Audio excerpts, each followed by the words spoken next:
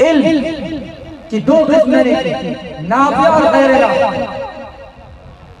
پھر اس کے بعد میں اس کی تقسیم ہوئی ہے بڑی بات میں کہ علم دنیا یہ بھی ضروری ہے، یہ الگ ٹاپک ہے. علم نافع جو ضروری ہے، طلب العلم فریضۃ علی کل مسلم، علی کل، کہ تمام مسلمان مرد اور خواتین کی جو فرض ہے، وہ فرض کیا ہے؟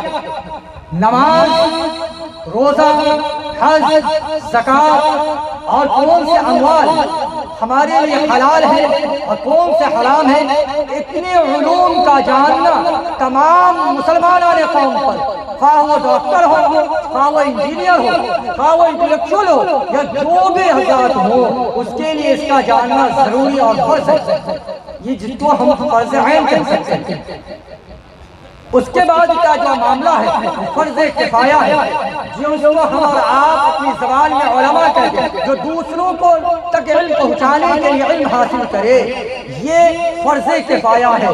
لیکن فرض عین کا سیکھنا ضروری ہے. اور وہ فرض عین کیا ہے؟ یہی مکتب دینیات نینا ریکا کے اندر جو یہاں کے لوگوں نے اس کی شروعات کی ہے، داغ و پیر ڈالی ہے. انشاءاللہ آئیے والی جو نسل ہے وہ نسل یہ اپنے فرض کفایہ کو ضرور پورا کرے گی، کیونکہ علم کے بغیر انسان کی دنیا اور آخرت دونوں ہی بیکار ہے. تو آخرت بھی تو کم سے کم سنور جائے، تو آخرت کے سنوارنے کا جو کام ہے یہ حضرت مفتی شہزاد صاحب آج باشندگان نینا ریکا کے لوگوں نے اس کی شروعات کی ہے. اللہ رب ذوالجلال یہاں کے جو اساتذہ کرام ہیں بڑی عرق ریزی سے اور بڑی محنت سے، میں یہاں کئی موقع پہ بچوں کا امتحان لینے بھی آیا ہوں، اور قابل رشک ہے وہ ماں باپ جو اپنے بچوں کو ایک دم وقت بوقت یہاں بھیجتے ہیں. اور یہاں کے اساتذہ اور ذمہ داروں کی جو دلچسپی ہے میں نے دیکھا ہے، یہی وجہ ہے کہ یہ مکتب دینیات نینا ریکا